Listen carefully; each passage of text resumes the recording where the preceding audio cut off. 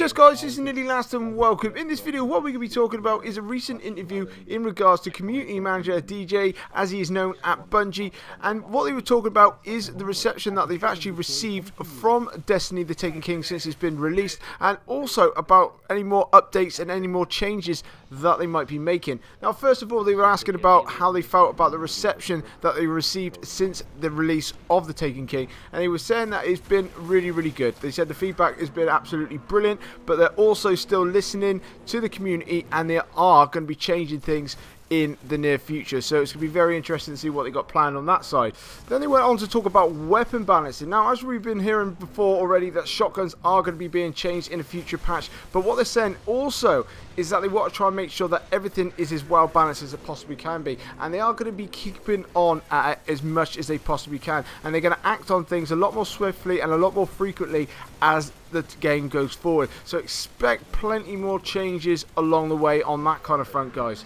Then they went on to talk about, guys, about how the loot is different now, and whether they think that it's been improved quite a lot, and whether there are certain places in where it can actually be changed. Now, they said one of their goals in developing the Taken King was to take a lot of the guesswork out of gearing up and let players actually discover and chase the stuff that they actually really wanted. So that could be anything from a weapon or exotic sword, but they also said that the tower is still a place to acquire weapons and armor from, say, like your factions or the vanguards in general, but also they want to try and take steps to simplify and streamline that experience out to yourself. But they said in regards to actually trying to improve it, is that they're trying to find better ways to telegraph the beginning of events, like the quest that leads to the steeper stimulant. They want to try and improve it so everybody can get on board with it straight away, but also they want to make sure that they're balancing the sense of mystery and discovery that it rewards and actually being able to get that stuff personally for yourself. So it is quite interesting about how they're doing it, so expect a lot more surprises as we're going forward,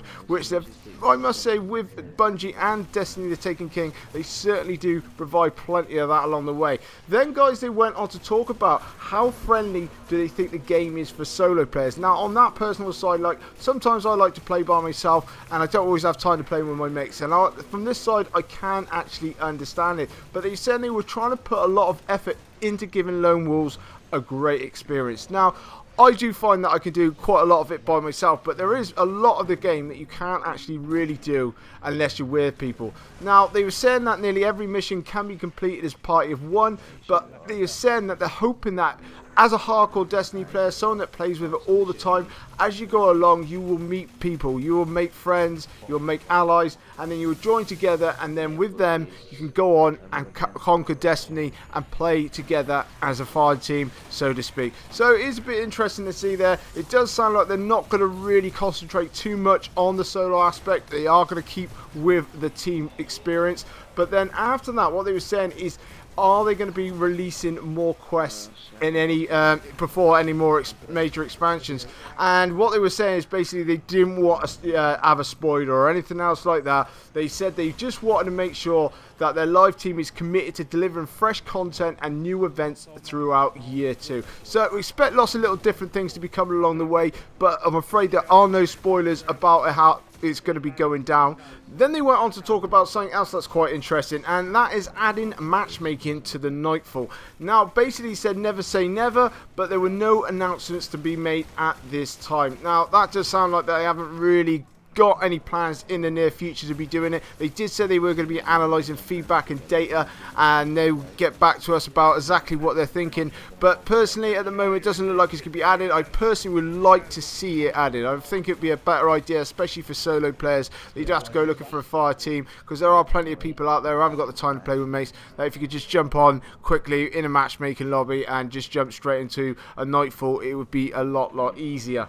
Then lastly, but not leastly, what they were talking about then is in future expansion packs, whether there be more players in any given patrol zone, and also whether there actually be any custom games, which is a good question, but they pretty much dodged a bullet on this one, and he didn't really say. They were just saying that they were listening to the community, they had lots of ideas about the way Destiny was going to be moving forward, and that Destiny would be right alongside us as a community as we are moving forward. So it's going to be quite interesting to see what the future holds between now and the next big expansion pack. Personally, I think there's going to be a lot of new missions, a lot of new DLCs, especially a lot of new more weapons that are going to be coming along that we're going to have to try and find different ways to actually unlock them.